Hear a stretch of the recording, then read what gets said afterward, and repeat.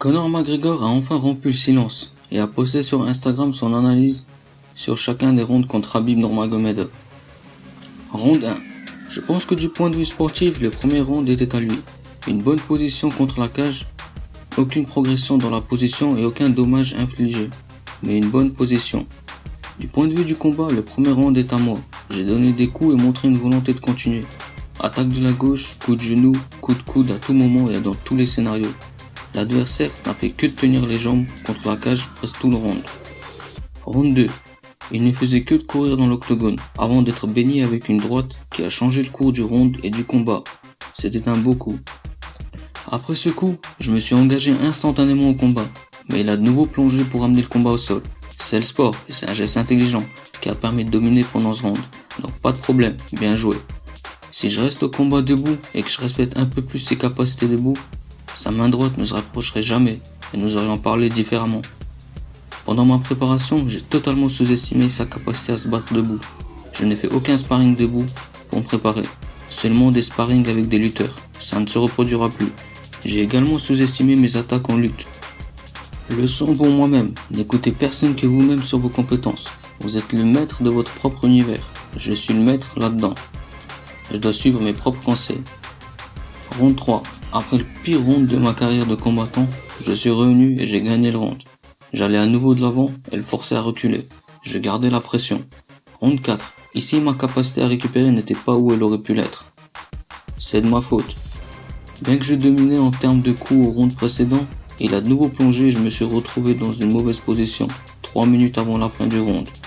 J'essayais de retrouver ma position et me retrouver debout, dos à la cage, une position stable. Ici cependant, j'ai commis une erreur critique d'abandonner ma clé de bras à ce moment crucial. J'ai exposé mon dos et je me suis retrouvé vaincu, justement et honnêtement. Que puis-je dire? Ce fut un grand combat et ce fut un plaisir. Je reviendrai avec une confiance en moi au maximum, entièrement préparé. Si le match retour ne sera pas tout de suite, pas de problème. Je ferai face au prochain sur la liste. Tout dépend de moi dans tous les cas. A bientôt mes fans de combat. Je vous aime tous.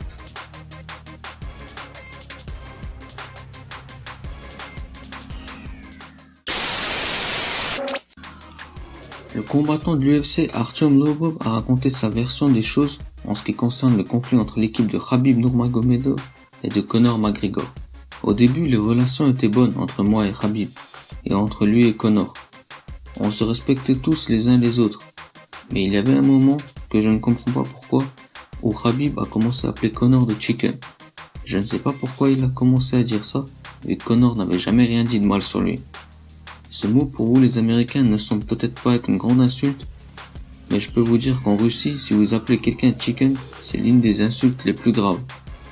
En Russie, ce terme fait référence à une personne qui se faisait rabaisser et maltraiter en prison. Et Khabib le sait très bien, et tout le monde le sait que c'est une insulte très très sérieuse. Je l'ai entendu plusieurs fois dire ça sur Conor.